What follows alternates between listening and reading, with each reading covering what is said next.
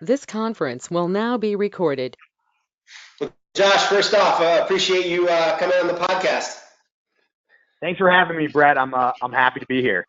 No doubt. So, for everyone that isn't too familiar with you or knows you just through the interwebs, what's your background and what's been your journey to Sports Business Solutions?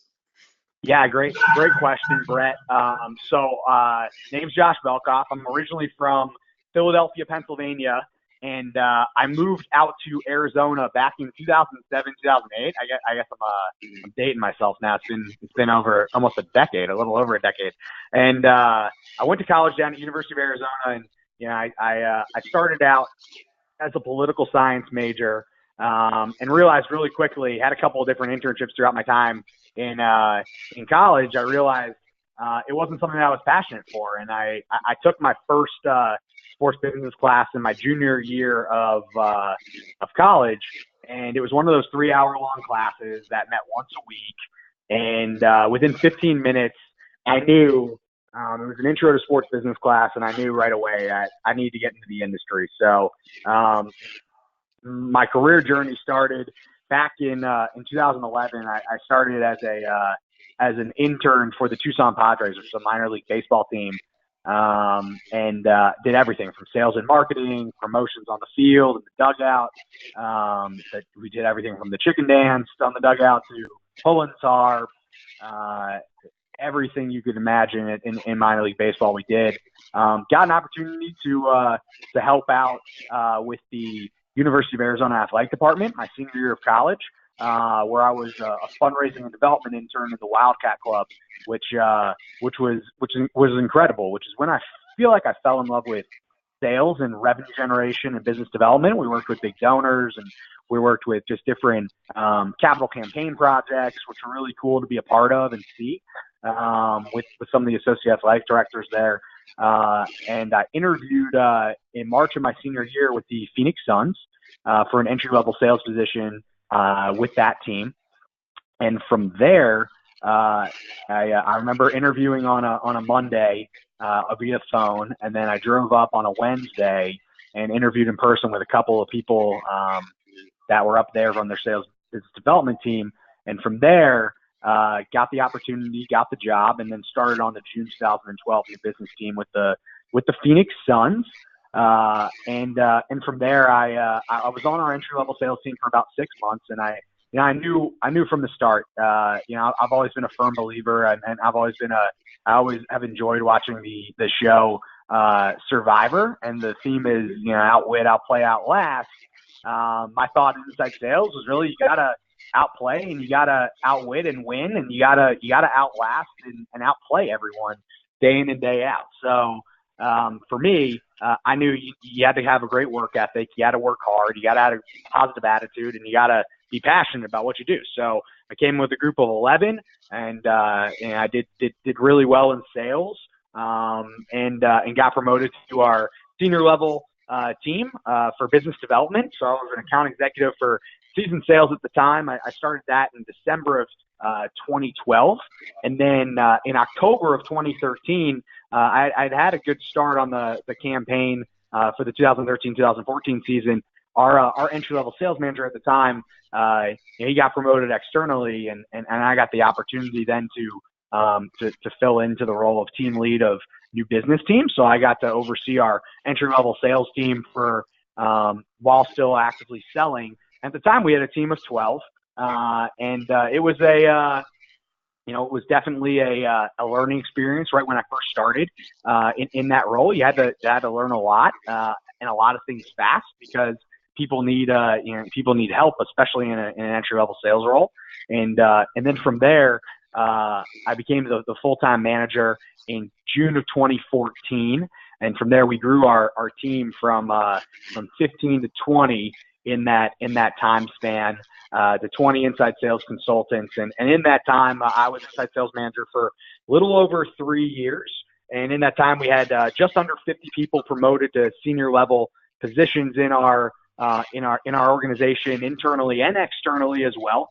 And now some of those, like even more so, some of those promotions are now their own managers and premium and and top service executives in the industry, and I'm extremely proud of them. And then transitioned in April of 2017 to oversee as our senior manager of premium sales team, to oversee a lot of our new business initiatives in regards to our suite rentals campaign at the Suns and for concerts and events, as well as the WNBA and Indoor Football League team, and was able to work hand in hand with our premium team on working on a lot of our new business initiatives for that season, for the 2017-2018 season.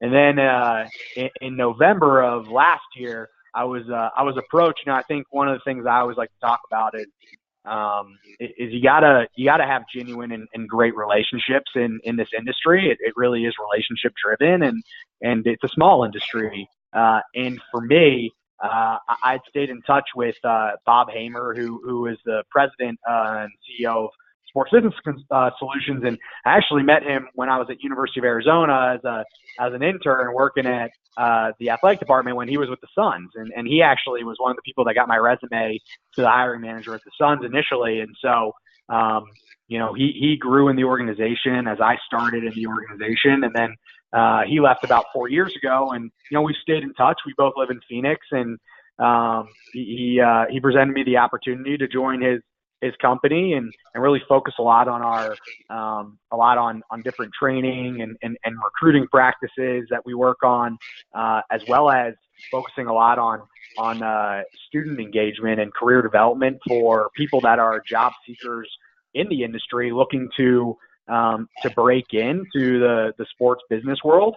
And it was really hard to leave on the team side, but the opportunity to work with a great mentor and a really good friend and a good person was too hard to pass up. So my last day at the Suns was New Year's Eve of 2017, which was fitting because they were playing the Philadelphia 76ers, which was my hometown team, playing the team that I'd worked with for 5.5 years. And then starting in 2018, I've been with Sports Business Solutions, where I'm our senior director of recruiting and development.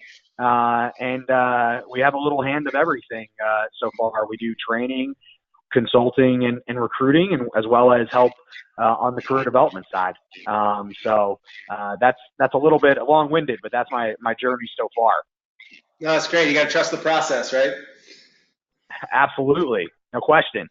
Yeah. So 2 questions, from that. It's really cool whenever I hear learn to love sales. Whenever I hear that expression, that's something to me that always that I always get really excited about, because I remember the exact moment that I learned to love sales. So I don't know if you have that light bulb moment or was a more general thing, but what was that time frame or moment that you said, yeah, sales is for me? It's a really good question. So actually, and I'll talk through a couple of our my mentors too later. But I was a development intern for the University of Arizona, and we were given a task. I was given a task by one of the associate athletic directors to give a call to 10 accounts that we had accidentally.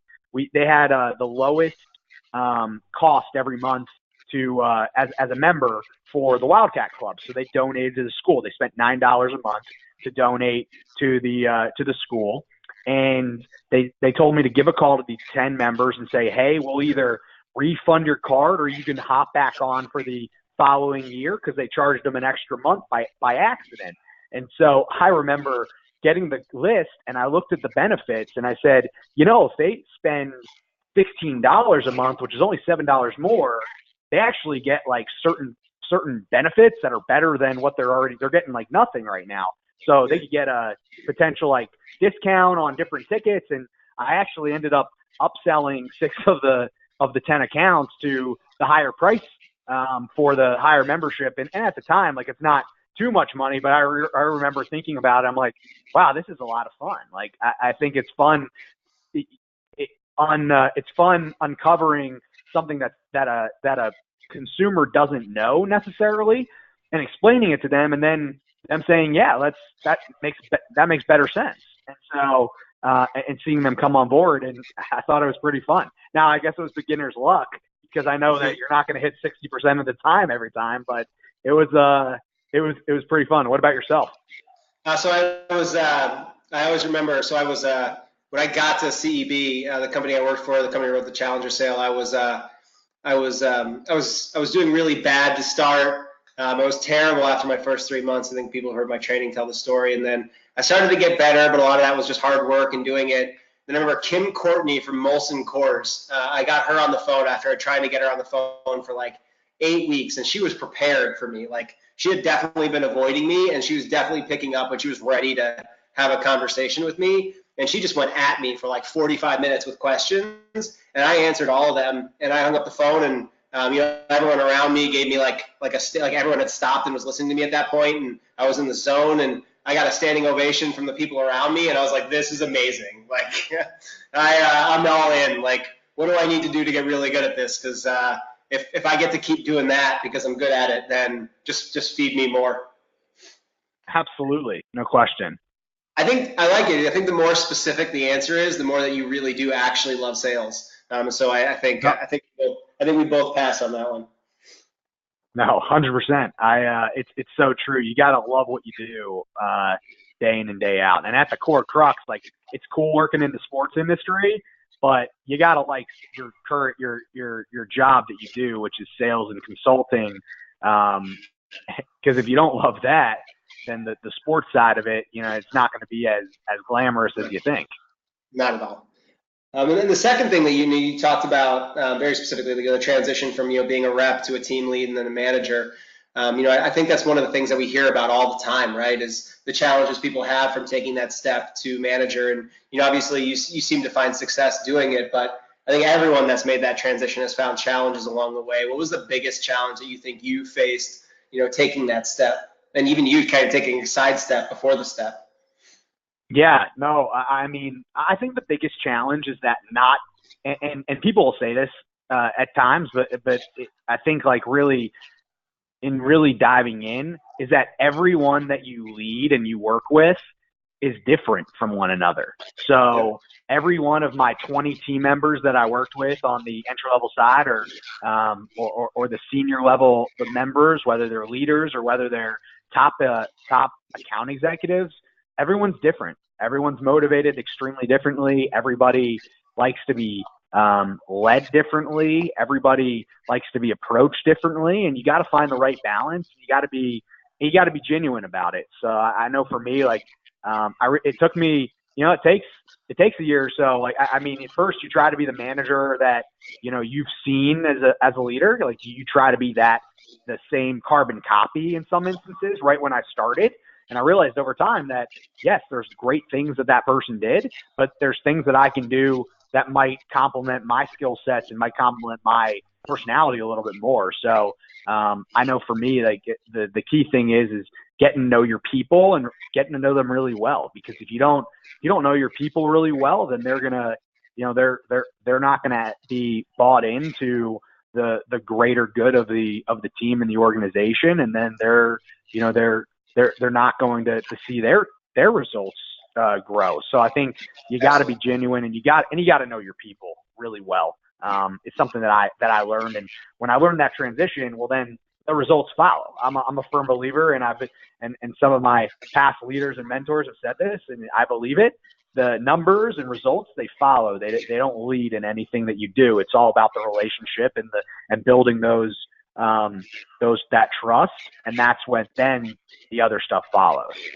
And I think it's like sales too, right? I think sometimes we overcomplicate both of them, but a lot of times reps will get on the phone and it's one size fits all sales, right? I'm going to ask the same 5 questions and I'm going to pass along the same 5 pieces of information and hope that person buys something, when in fact, like just like as a manager, each one of our reps would want it to be treated differently. When you're a rep on the phone, like you need to make sure that you're treating each one of your potential clients individually as well, and understanding them as people. And if you're able to accomplish both of those things, to your point, results follow.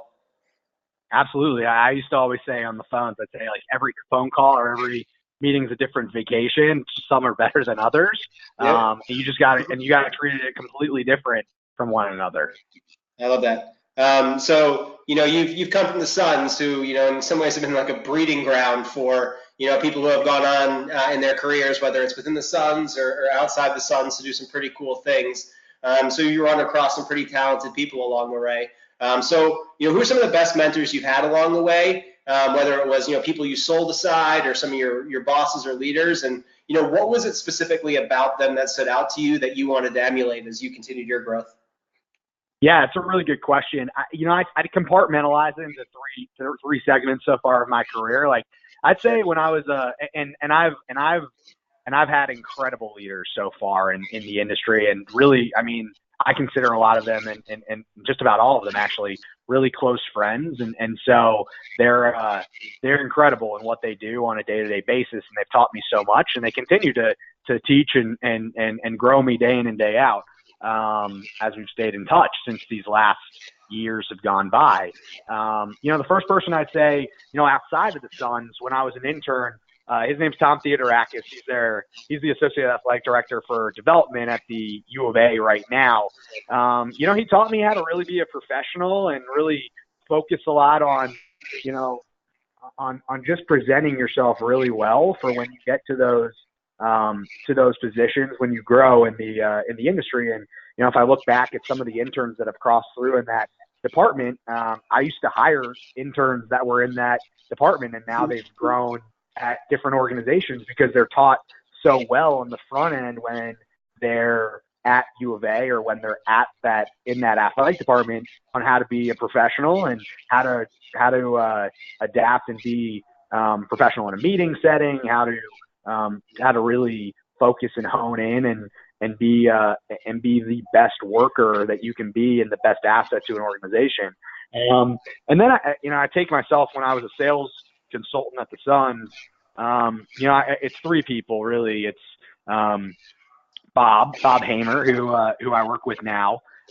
He was the director of sales at the Suns at the time, and then eventually became the vice president of sales and service. Jeff Iannello, who works and oversees a lot of partnerships with SeatGeek and client partnerships, and then Dave Baldwin, who's now the VP of sales and service for the Miami Dolphins, and he was my inside sales manager. He hired me, and I think of all three of those people, they really taught me how to sell and how to navigate the business of from personally and professionally when I first got in. They taught me the difference on how to utilize our sales roadmaps and how to work on buyer tendencies and how to pitch everything from a 10-person group night and for faith and family all the way to selling a corporation 4 floor seats for $200,000. So it's it was it's a wide range, and they really embodied me on how to sell and how to navigate the business. And then I'd say when I was a leader, when I got the opportunity to become a leader, those people are great, and they also were so great that they moved on to different opportunities, and it really paved the way for some other incredible mentors that really taught me how to be a leader. And those three, I'd say, were Nick Barledge, who's now the president of business operations for Cavaliers. He was our senior VP at the time at the Suns for about just under 4 years when I worked there. Travis Apple, who's now the VP of sales and service down at the Miami Marlins, and he was our head of sales and service at the Suns for about 2 years. And Jordan Lopez, who oversees premium service for the Milwaukee Bucks. He was our director of membership sales at the time. And, they really embodied me in the form of becoming of how to be a leader rather than a manager. We're someone that's willing to be in the trenches day in and day out and not really live in the, I've heard stories of the ivory tower leadership mindset of, not really having the open door policy with some of your senior leaders. Like I was lucky to have weekly meetings and weekly one-on-ones with with Nick, who was our senior VP, with Travis, with Jordan. It's, any way they could help and help our team get better day in and day out. They were always entrenched in whatever it is that you wanted or needed help with, and they coach really well, and they're incredible leaders. They're incredible mentors of mine. I mean, every single one of them. I think the thing that pulls all of them together, and one of the things I always like to talk about with team members and reps as they're growing in the industry, the key thing is that they're all consistent. So every single day you're getting the same version, the same person day in and day out. There's no roller coaster with people. Like there's no days where they kind of just come in at 70%, like they're at 100% and they want to be the best and they want to grow the business day in and day out. And that's stuff that I emulate, and that's stuff that I've taken from them, is that you got to be consistent day in and day out. And your leadership style's got to be consistent. You can't one day turn a switch one way and the other day just turn a switch the other way, because then your people don't evolve as best as they can. How about yourself, Brett? Oh, I mean, I've been super lucky, across the way. When I was at, I had some. I mean, I literally got trained and coached by the people who wrote the Challenger sale when I was at CEB. So being able to listen to people like, Dixon and Adamson, and then, I had some great mentors there that just sold phenomenal amounts of stuff that people in sports wouldn't know. But when I got into sports, going to Teambo first, I was really lucky.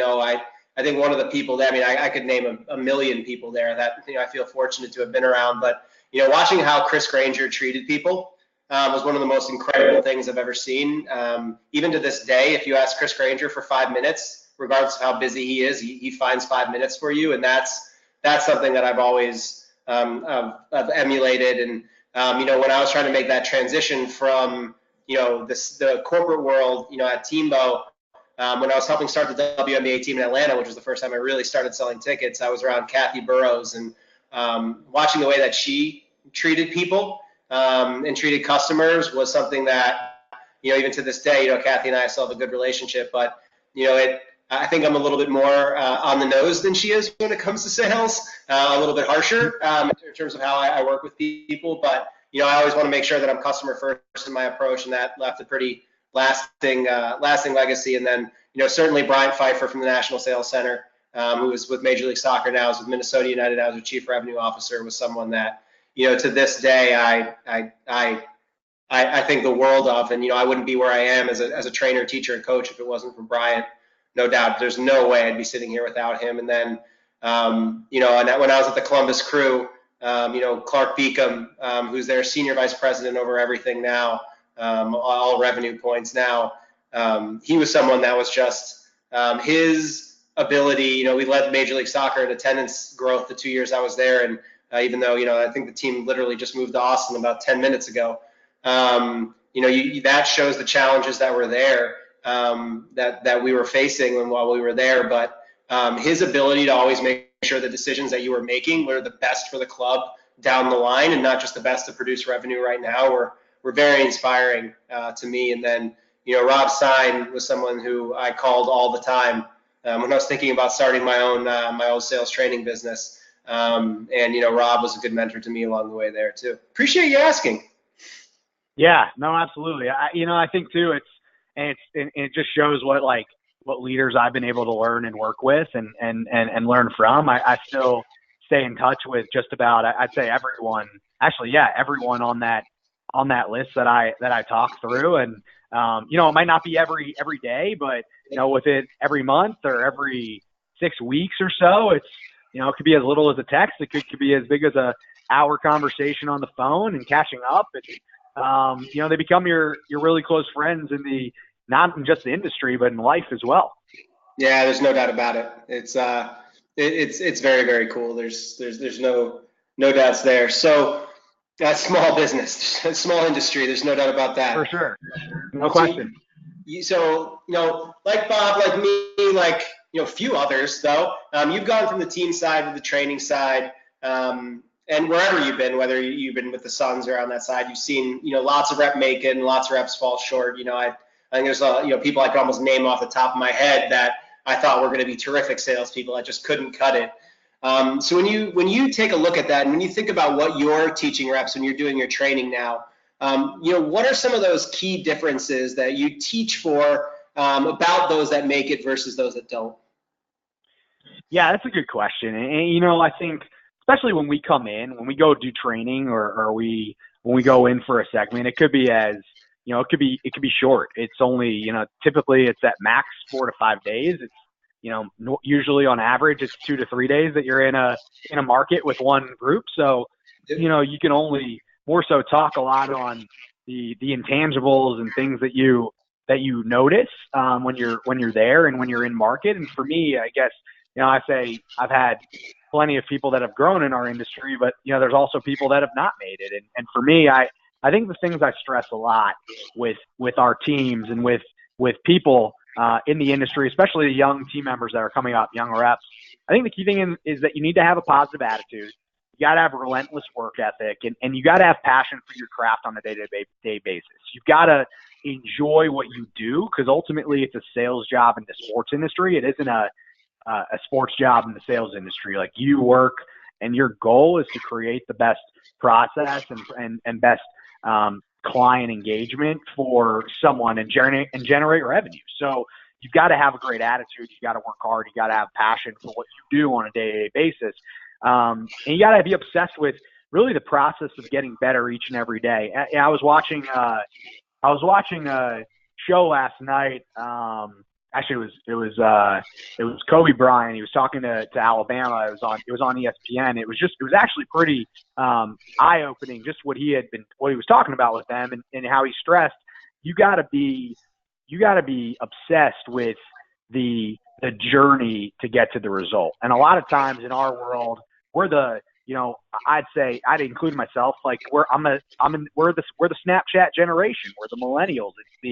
We want things 10 seconds or less. We want results yesterday, and we got to be obsessed with the journey and the process to get there. And like, self-admittedly, when I first started, like, I was more set on what's the result, what's the next step, like, where's that? And not so much on the journey. I think we got to be focused on the journey that will gear to the results ultimately. So too often, team members or people that start in the industry, they start off strong, and when they don't see success, they start to try to create like shortcuts and get upset when they don't see results. And I mean, I knew for myself, like, you got to focus on how can you be the best with everything that you're given, and how can you continue to practice and just get better day in and day out and really become a student of the game. And so I think also a lot of times, especially when people first start, it's their first or second job in their life in terms of in the real world. And we're so classically conditioned growing up to get so used to, and actually Nick Barlow used to say this to me all the time, that a lot of people, when they first start, they're so classically conditioned to change every year. We grow up, we change our grade, we change our every 6 months you change the semester in college, you change your classes, you became a sophomore, a junior, a senior, and then all of a sudden you get to the real world, and month 8, month 9 hits in your current role, and you're not changing, you're not moving, you're not seeing the result, and people get frustrated, and then they try to take shortcuts, and then they miscalculate, and then they ultimately find themselves not moving forward in that organization, or having to try to find something externally, or being out of sports altogether, which is tough to see. But and also it's the work ethic side of it. You've got to put in the time, especially, and you got to work hard. And I always said to my team, like, look at the people that are, top on the board. Like, make sure you go meet with those people or grab a lunch with them if you can. But I mean, not everyone's alike. Everyone has their own personal sales signature, but you can take things that they do really well and add them to your game, or at least evaluate it for yourself. And to them, it's all right if you don't see results in 30, 60, 90 days. It's a long game. Hopefully it's, you got to play chess, not checkers, with your career and in the sales process. So, if someone in the sales process, you talk to someone, they go, hey, like, not right now, I'm busy. Call me back in the fall.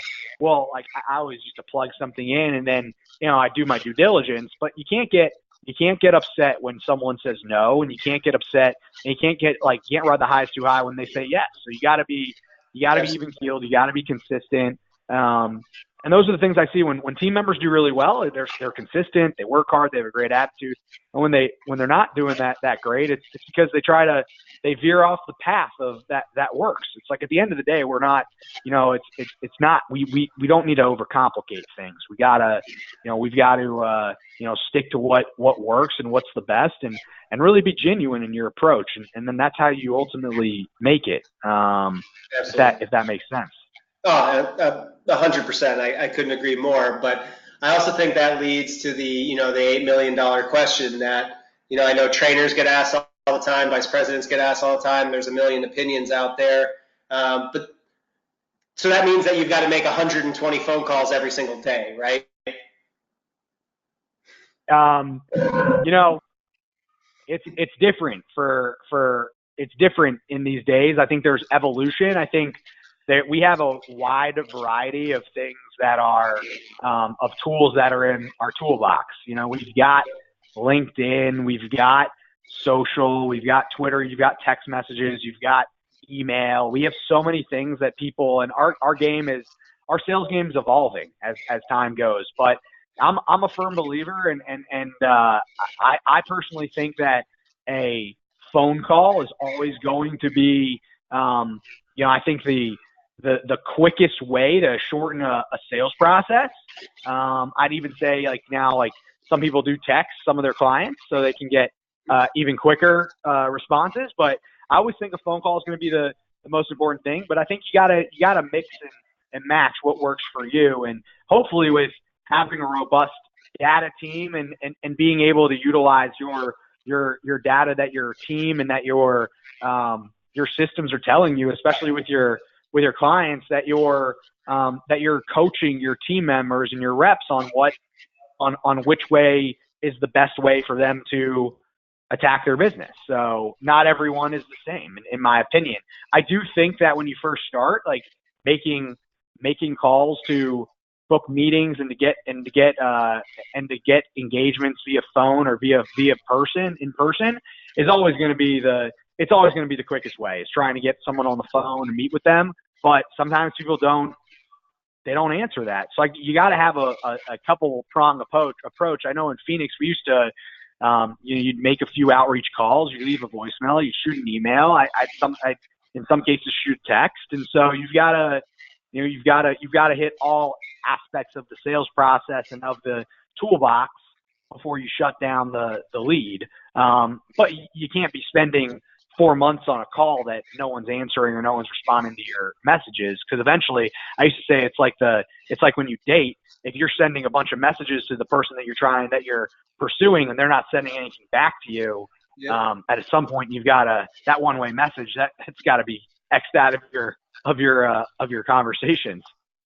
Yeah, I mean, I think that's the right answer. There's no doubt. I think, I think it's it's understanding your situation too, analytically. I think making sure that you have a pipeline and you have goals that you're aiming for each week and each month, and if you're falling behind on some of those goals, if you're not tracking towards some of those goals, I think there are days, right, where you need to put your head down and you need to just pound out new phone calls and make new connections and and do some of those things. But I think there's that everyone sells differently. And I also think, there's, each day should be yielding different things. If your pipeline says that you're going to hit your goal, then you should be really focused on, well, what do I need to get those people on my pipeline to cross the finish line? So, I think the answer is to the point you made earlier, every day should be different, right? You need to think about where you are currently versus where you need to be, both sales-wise and personally. And make sure that you're accomplishing both those things at the same time. Because I love what you said about that constant need to improve every day. I think that's one of those things that reps forget to do for a while. Then all of a sudden, a third-year rep does the same amount of revenue their third year, fourth year after exponential growth their first couple of years, and they can't understand why. And in a lot of ways, they're almost a worse rep in their fourth year than they were in their third year. Absolutely. I think the key thing is just you gotta continue to just try to get a little bit better day in and day out, and not just be okay with being solid or good. You've got to fight to be the best. And I think for me and for, my groups in Phoenix and when I was selling, you've got to be very diligent with your business. You've got to run your business well. Yes, like I worked for the Suns and I had the Suns emblem and the Sun, and I worked for that organization.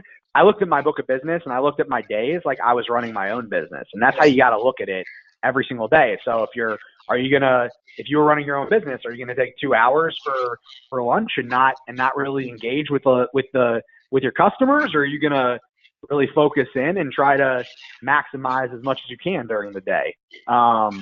So I think that's important. You got to run your day to day like it's your own business. That was the article that I just posted on empoweredsalesperson.com yesterday, was, how to run your own ticket sales empire. And, the comparisons I made were, you're your own McDonald's, you're your own Subway, Chick-fil-A, which, like, you're running the show. Like, even though you've got the team's emblem over you, the success of your franchise comes down to you, not necessarily the brand that you're representing. Absolutely. And I don't know if you watched the NBA the last couple of years, but I didn't have the good fortunes of having a superstar, having a team that was racing to the playoffs to drive my success on sales, or to drive our team's success. We had to focus on over delivering on our experience and building really robust platforms so people would enjoy and want to come out to those events. Yeah, and I think, you leaving and them getting the number one pick should justify to you that it was probably the right decision to do entrepreneurialism. That was definitely a sign, right? I tell them all the time I'm bad luck and good luck. I was bad luck because I started 3 weeks before Steve Nash, who's the face of the Suns franchise, got traded to the Lakers, and then I left in January, and then they get the number one pick in May. So I think I'm good luck for them. So they're really close friends over there, and I'm super excited for their future for sure. And it helps that their pick was University of Arizona Wildcat. That's always good too. Yeah, they benefited from having you, and they benefited from not having you. It's a good trade. For sure. On that NBA bandwagon, so obviously you spent the bulk of your career in the NBA, but now you've been out for a while. You're starting to get exposed to teams and leagues all across the country, and I think it's sometimes pretty easy to pick apart what are some of the differences between selling these sports. But I think what's more important is what have been some of those things that have been cemented to you as real sales truths, regardless of what sport and what market you're selling in? Yeah, it's a really good question. I think first and foremost, and I have a couple bullets on this. I think for myself, like in my thought process, is that you got to and I was just one of our premium team members at the Suns. He always used to say, and he runs a lot of our experience side of our premium business now. He always says to first and foremost, be a human. We're relation-based salespeople. At the end of the day, you building a relationship, like it doesn't matter what sport or what team you're selling for, like you've got to build a great relationship with someone, because that's going to get them to come back time and time again. That's going to get them to upsell. That's going to get them to renew. That's going to get them to tell their friends about the experience. We're relationship salespeople, so we're trying to be consultants really to figure out the best fit for a client. But I think you had said something the other day about this, but we're also in sales, and so as a rep, you've got to make sure that you're always asking for the business, no matter the team side of if they're good, if they're not, or whatever they're looking at. You've got to always give yourself a shot. You've got to ask for the business. You've got to you can't skate around the truth of a conversation. So you've got to always be in my style. When I was at the Suns, it was funny. I always thought when I first started, I always thought when we were in training that my biggest issue was going to be actually asking for a sale. And I found out really quick that it wasn't any issue from any standpoint, because it's you've got to be direct. And if you're being transparent throughout the whole process, your buyer, your customer that comes down to the stadium or that you talk through further with, they should know that they're coming down to look at different options for the upcoming year or for that year or whatever it is for their business or for their family or for their group. You've got to focus on the experience that we can provide. I don't think you can't be handcuffed to being a team performance person. Right. The logo that is out in the marketplace should make your clients think of you, should make them think of your service and your over delivery of the experience rather than the team.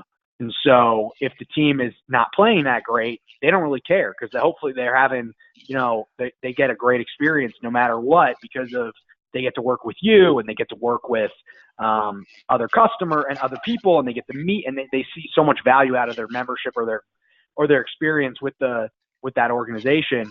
And I always say, in general rule of thumb for me on the team performance stuff, it doesn't.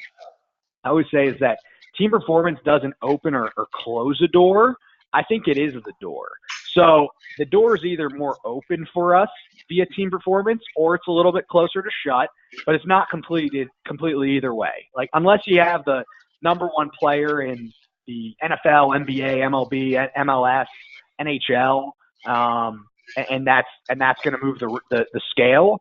It really is. It goes back and forth. Yes, the team doing well can definitely have the conversation in the door a little bit more open, and the team not doing as great might have the door a little bit slightly more shut, but it's never like completely shut or completely open. I think in finding and really presenting and being a consultant ultimately is what is the reasons why people ultimately will join your platform or invest in a suite or a group night.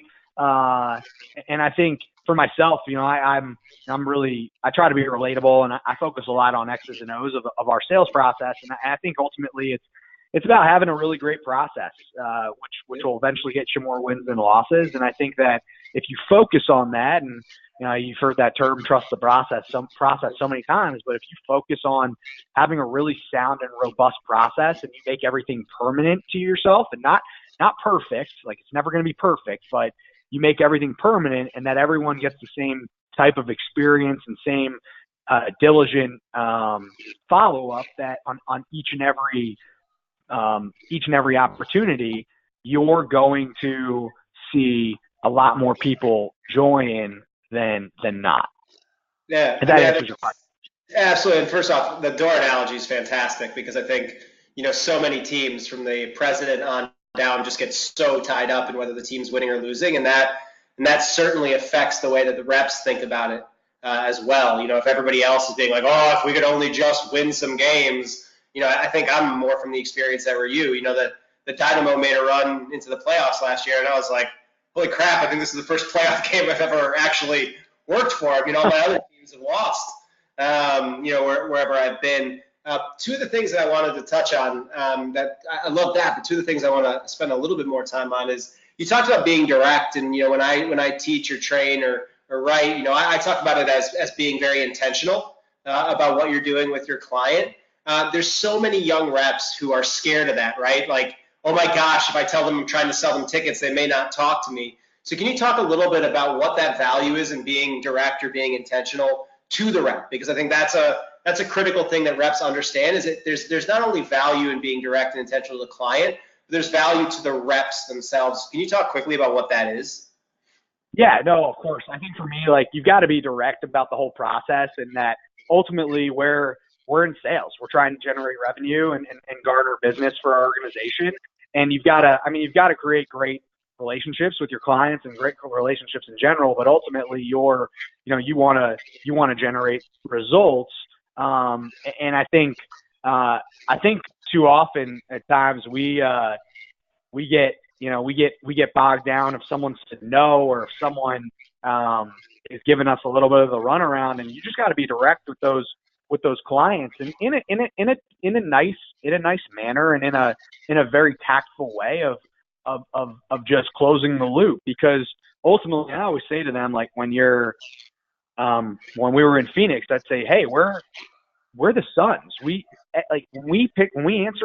someone answers our call, we don't have to explain really who we are. Like we are, like people know our brand in the marketplace. And you are your brand. You've got to be confident. You've got to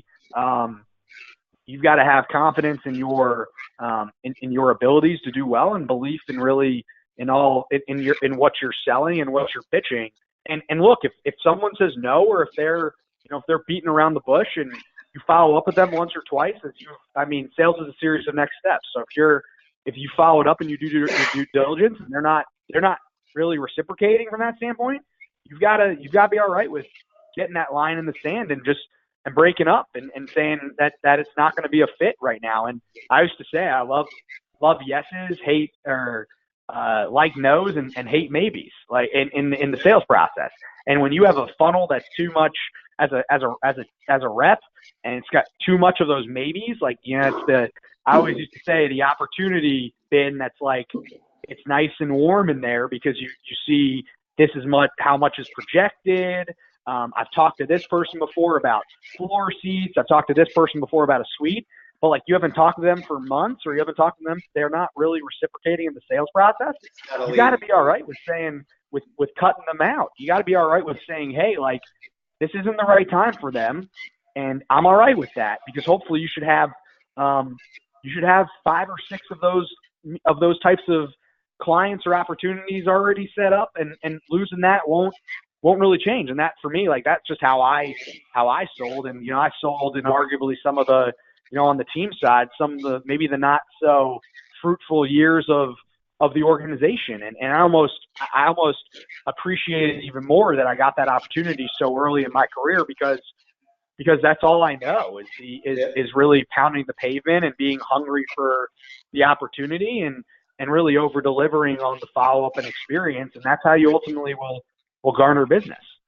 It's awesome. And one other thing you said that gets said a lot in sales trainings and conversations is the word process, right? And you say that word, and then a lot of reps are like, super, I literally have no idea what you're talking about. Like, I don't know what that even means. And I love your take on this, but I think process is different for each individual person. And for me, it's the individual way that when I look at a client, or when a client gets in front of me, my process is, what's the most efficient way that I, Brett Zalaski, get from engaging them into a conversation to closing the sale? And I know what that game plan and that map looks like for me. Can you talk about whether you agree, disagree, or how you view process, or how you talk about process? Yeah, it's a really good question. I agree with you. I think for me, like, I always used to say too, like, and I say this now, everyone's got a signature. Everyone's different in their day to day, but you got to make sure that you have it. Like, that you got to have your own. Everyone should have a different system that works for them. But the key thing is that you got to have a system in some instances. So the way you do things post sale, or the way you do things prior to a sale, from everything from the what's your information, what's your email on the front end look like for when you're going to meet with a customer, to what's your phone call sound like, what's your voicemail if they don't pick up on the third time sound like. So you got to keep it you got to have it super detailed. And then, like for myself, as I continue to evolve, like for me, like my process, I like to try to be as organized as possible. I like to have things in different folders on my email. I don't like to miss things. I always like try to respond within the day with things. I try to to put forth my best effort in everything. And I think the key thing is, like, you've got to have a system that you stick to. You can't be trying a bunch of different things. Ultimately, like, in the beginning, yes, you got to figure it out. But once you have a system, you got to just go all in with it, and you got to continue to evolve it as time goes, because it's going to evolve. Like for me, like I try to evolve it all the time and trying to be more efficient. But I agree. I think you got to figure out what's going to be most efficient for the customer. And then when you're a coach and when you're a leader, you got to focus on what's going to be most efficient for your team and for your reps individually, of who's going to who needs certain things in a different way, or who needs more coaching on our event layout, or who needs more feedback on certain things. And it's the key thing is you just got to have a process on it. And then ultimately, as a leader, it keeps you it keeps you honest when you're meeting with your team. Like for me, I always had a process before every game. We would talk through prospects that were coming out one by one, and we talked through it. It was like a game plan. They'd send it to me, and I'd go down the line, and they knew we were going to have a conversation about it. And they knew the next day we were going to follow up, and we were going to talk about what the next steps were with each of those clients, and they knew that was coming. And so I didn't veer from that game to game by game. Every day, it was consistent. And I think that goes true to what we talked about our mentors earlier. You got to be consistent day in and day out. And when you have a process and you stick to it, you're consistent, and then you'll see bigger results as time goes. Yeah, no doubt. I think that's a great way to think about it and talk about it. So working as a young sales rep, taking a little bit of a departure, obviously work-life balance can get completely thrown off. And, now you're in a little bit of a different position where, even in inside sales, you were mentoring a little bit on this too, but, you've got your team and your organization that you're looking out for. Now you can be completely focused on, helping and supporting these reps. If a rep is struggling with the amount of hours they're working, what's expected of them, having sales goals for the first time in their life, just struggling with that work-life balance, what advice would you give them to help create a more positive work-life balance? It's a really good question. And, I'm a real, I personally like, and sometimes it's like, I think back the last couple of years, sometimes it's the, pot calling the kettle black in certain ways. So I've learned and I've evolved on myself too. And so I think first and foremost, hopefully you're in a career that you love and you love what you do every day. And hopefully it's a little bit easier in regards to, you are going to work a lot of hours. And I almost say to the leaders that bring new team members and reps into the organizations, on the front end, I was always really honest with my team members on what was to be expected in just when they were through the interview process, so that we even had simulated interview days so that they could get an experience of what it was like to work for the team in the sales world. So they knew what they were expecting from that standpoint. But when you finally get into it and you're working 60, 70 hours in a week and you're working 3 game nights and one's back to back and you've got a long time, I think you've got to focus. I think First, you got to focus on if you're having issues with it, you got to get a hobby that you enjoy that isn't around the team or work is what I would first it would be my advice. I think a lot of times we eat, sleep, and breathe our team, and I know it's easier said than done, but you got to focus on carving out time and doing something that you enjoy, whatever it may be.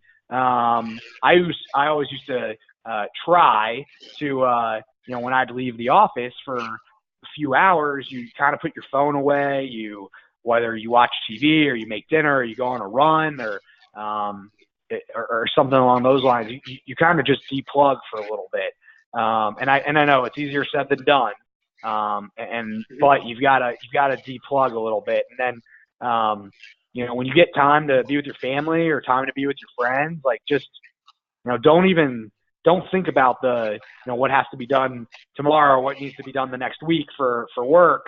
Focus on the having fun that night or the experience that night. And hopefully that alleviates it a little bit. And, if you're having some serious struggles, I always say, make sure you talk to your leader, talk to your manager, talk to your director, and talk it through with them. Because they've, if you're thinking that, I can promise you that they've been in those boats before. So it's almost someone to just, to go back and forth and just be a sounding board. So I would, I'd always just be as open and transparent as possible with your leaders as well. I think that last point's so critical, because I think that was something that, at various points in my career, I still wasn't great at, but the older I got, the better I got at it. And man, did I wish I took that advice more seriously when I was younger, was have that conversation when you start struggling, whether it's personally or professionally. Have that conversation with your manager or a mentor before it snowballs into a more difficult conversation. It's really harder to fix things when when the submarine's sinking than when, the problem first starts. When it happens. And I think that advice is really critical. One of the things we did at the Suns that we always like to, that we that a lot of our leaders that they enacted when they were first there, and we would do a lot of, was we do development plans with everyone in our organization, and we would do them in quarterly segments. So usually our fiscal year would start in July, and it started like right after employee reviews, and ultimately in sales, you're not really, when you have employee reviews, you pretty much are, if it's the right culture in the right place, really transparently where you stand the whole time. So when you have those reviews, it's not anything new. And so, we would start off the July and August months with goal setting personally and professionally for the next year. And we would break it down even to what do we want to be doing short term professionally in the next year? Where do we see ourselves personally? What do we want to be doing? What do we want to hold ourselves to? So whether it was like taking a certain class at the gym, or going on a certain amount of dates, or traveling, we would talk about those the next time, or even in our one-on-ones that we meet every week or two on, and hold ourselves accountable to those too. So I think that's you got to be genuine about it, and that's how you ultimately will gain trust too with your reps, is when the rep might have talked about a race that they're getting ready to run, and you remember that they're doing that in 2 months, and you check in every week or two, and you're like, hey, how's the race progression going? How's everything been? And you talk a little bit about it, and I think like that just shows that you're genuine, and you care, hopefully, and you want to and you want hopefully to see them do well. So I think that's you've got to be open. You got to hopefully have a conversation with them personally and professionally at the same time. Yeah, that's a really, really great point. And listen, if you don't have a good memory, like write that stuff down, right? Have a folder on each one of those people you're managing, just like you would on your clients when you're putting notes in the CRM, and make sure that if you find some of those things that those little touches can really go a long way to help a rep feel a little bit more at home. So the last big question that I always ask in every podcast, and it's been fun. Love the energy, love the conversation. So obviously you're someone that genuinely loves sales, just like you love sports business. But ultimately, on a day in, day out basis, what is it that drives you? Yeah, it's a really great question. I think for me, like what drives me ultimately is really being the best of the best in whatever it is that I'm doing. And for me, I always want to be the best in whatever it is whatever role that I'm doing, and do that to the highest of levels. And I'm a firm believer that every day you're really either progressing or regressing. You're never really staying the same. No different that every day you wake up, you're older than the day before, and and every day is a little bit different. But I think you either progress or you regress in day to day, and you want to focus on progressing every day and just getting yourself a little bit better, inch by inch. I think you got to focus on what your core functions of your role and what you do on a day-to-day basis, and you got to do those at the highest of levels. And then as that happens and you do that, more things come to you, like more responsibilities come, the financial compensation comes, the promotions come, and I think like promotions, the money, all that stuff that follows your drive, and that follows you doing the best. And so for me, it's really being the best in whatever it is that I do. What about yourself, Brett? Ultimately, I want to make an impact. My dad was a high school vice principal, and my dad's got his name on the side of the school. Like they made a plaque for him when he retired. And, I know there isn't a place for them to put a plaque up in sports business, but, I want to feel like, the impact that I made in sports business, whether it was, the teams that I worked for, or, doing this and working more directly with sales reps and sales managers and sales directors, that I somehow positively influence the industry. And that for me means that I need to make sure that if I'm gonna play the part of an expert when it comes to sales, that I continue to push myself to make sure that I can talk intelligently about what that means, both at the director level, the president level, but also the sales rep level, and that they know that I can still swing the bat if I had to step up to the plate. And I think, you know, and I'm also driven now, just getting married and having kids, to make sure that, you know, as someone who was single for, you know, successfully single for 38 years, you know, that I find that balance now between, you know, doing all those things that I've done before, but, you know, I don't have 24 hours a day to do them. So I want to make the same amount of indent in the industry. I just have less time to do it because I want to spend that time elsewhere. So I think, you know, those two things have certainly motivated me in, you know, making an impact on the industry as it pertains to our conversation specifically. You know, that drives me, that whenever I get out of it or whether I do something else, people thought that, yeah, that person pulled the conversation to sales forward in the sports industry, and we're better off that Brett was in it. Yep, absolutely.